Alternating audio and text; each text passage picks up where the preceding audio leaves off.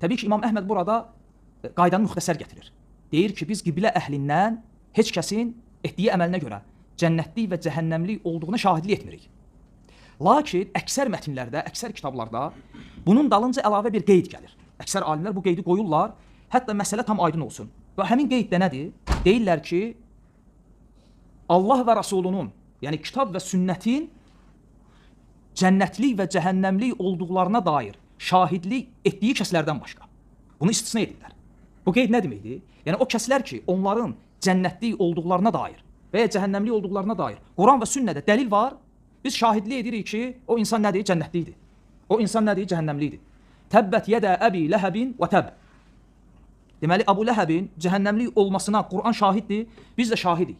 Şəxsən, təyinlə hökm veririk ki, Əbu Ləhəb cəhənnəmlikdir. Və ya bu ümmətdən, qiblə əhlindən o kəslər ki, cənnət ilə müjdələnib, Əbu Bakır, Ömər, Osman, Talha, Zübeyir, Bilal, Həsən, Hüseyn kimi sahabələr və digərləri biz şahidlik edirik, adlarını çəkərək, yəni təyin edərək deyirik ki, filan kəs cənnətlikdir. Niyə? Çünki onların cənnətlik olduqlarına nə şahidlik edib? Vəhiy. Quran və sünnə vəhidir ya yox.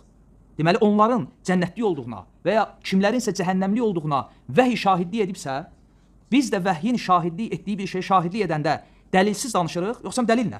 Dəlillə. Əksinə, Quran və sünnənin şahidlik etdiyi bir şeyə şahidlik etməmək özü problemdir.